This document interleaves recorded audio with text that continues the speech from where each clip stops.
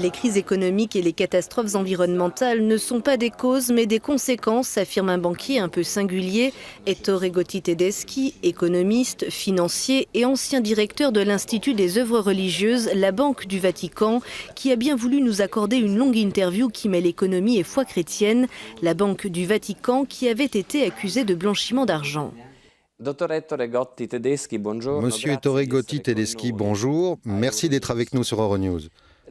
Vous étiez président de l'Institut des œuvres religieuses, la Banque du Vatican, pendant le pontificat de Benoît XVI. Vous avez demandé l'aide d'experts de premier plan contre le blanchiment d'argent pour ramener le Vatican dans la whitelist, la liste des pays faisant preuve de transparence financière.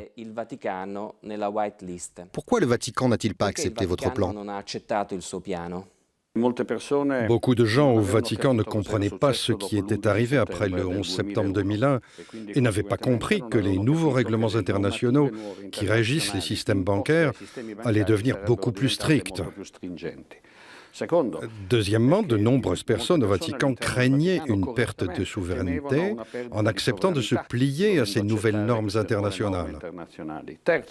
Troisièmement, pour une question de culture, beaucoup de gens croient que les contrôles ne sont pas légitimes parce qu'au Vatican, il y a les faits, des événements à défendre, et donc les gens confondent les secrets d'un côté et la confidentialité de l'autre. Ils n'ont pas compris que dans le contexte dans lequel nous vivions, l'absence de contrôles internes aurait provoqué davantage de contrôles externes. Quatrièmement, il y avait des gens qui ne comprenaient pas le danger que représenterait l'inapplication de la législation anti-blanchiment, qui entraînerait une perte de crédibilité du Saint-Père. Le problème essentiel de ce débat, c'est qu'ils m'ont découragé et chassé en invoquant 9 raisons totalement fausses. J'ai demandé une enquête immédiate sur ces 9 points. Il n'y en a jamais eu. Et on ne m'a jamais interrogé. Et la blessure grave qui reste même dans l'Église, c'est qu'ils n'ont pas voulu comprendre la vérité ni connaître ma vérité.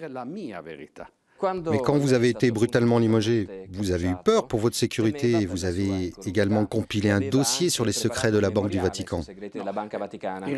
Les faits se sont passés d'une manière tout à fait différente. Cependant, c'est une question qui a été confiée au procureur de la République et je préfère ne pas en parler.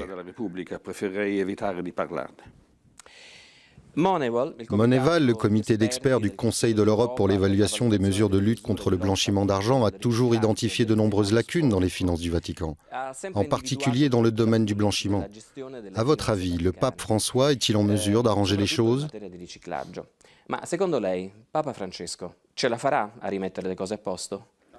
Au cours de mon mandat en tant que président de la banque, Moneval a effectué 2 inspections importantes. La première, en novembre 2011, quand il est venu pour voir ce que nous avions fait l'année précédente. Il a donné un avis très positif.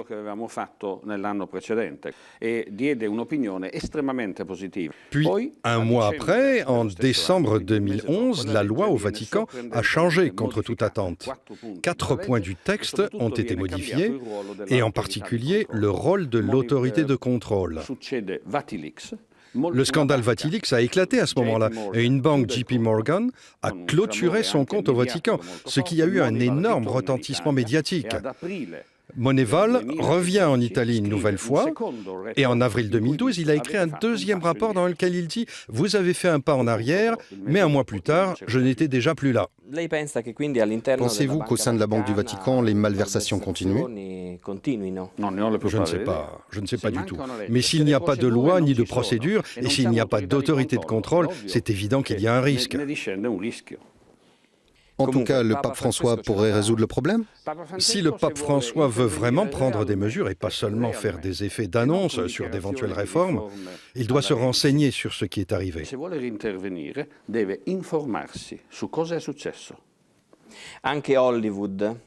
Même Hollywood, avec le film The Big Short, le casse du siècle, dénonce le cynisme criminel de la haute finance aux États-Unis. Je pense aux prêts hypothécaires à risque, aux emprunts toxiques.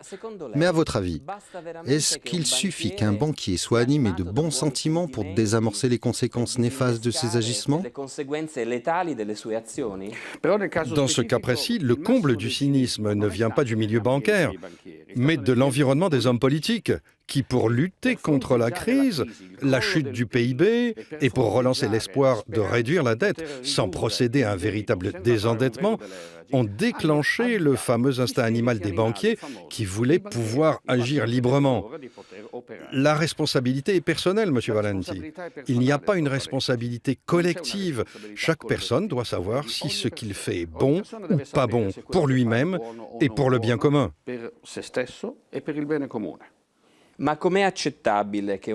Comment peut-on accepter qu'un banquier puisse percevoir des primes sur les produits financiers toxiques et ne pas être poursuivi en justice? Si vous voulez une explication technique, elle est simple à donner. Au plan moral, mon appréciation est qu'il ne devrait jamais y avoir de bonus. Et si le banquier en a touché, il devrait les rendre. Les décisions économiques sont prises par des personnes bien informées qui sont entre New York et Washington.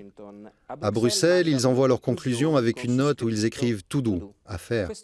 C'est ce que vous écrivez dans le livre que vous avez publié avec le journaliste Paolo Gambi, « L'œuvre du diable ».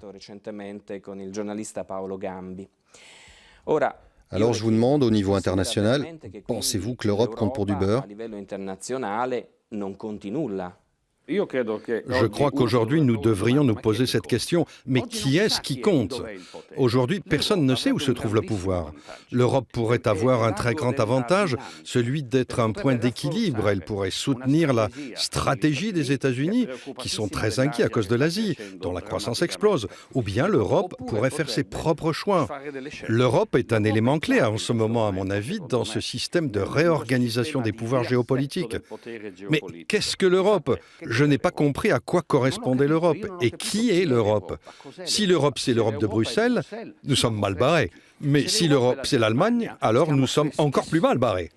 Le temps est hors de ses gonds, a écrit Shakespeare dans Hamlet.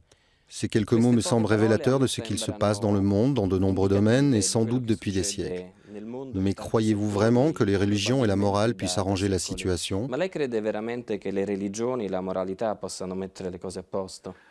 Il n'y a pas de religion qui impose un système culturel. On ne peut pas imposer quoi que ce soit. Il faut croire individuellement et de façon responsable à propos de ce qui est bon et de ce qui est mauvais, en faisant usage de notre liberté personnelle. C'est pour cette raison que l'Église a un rôle fondamental qui a largement fait défaut au cours de ces 30 dernières années. Ce défaut a amené une grande partie du monde politique et économique, les leaders internationaux, à ne plus avoir de sens à donner à leur vie. Et s'il n'y a plus de sens dans ma vie, comment puis-je donner du sens à mes actions? Monsieur Gotti Tedeschi, merci d'avoir été notre invité sur Euronews. Merci à vous, ce fut un grand honneur et un plaisir.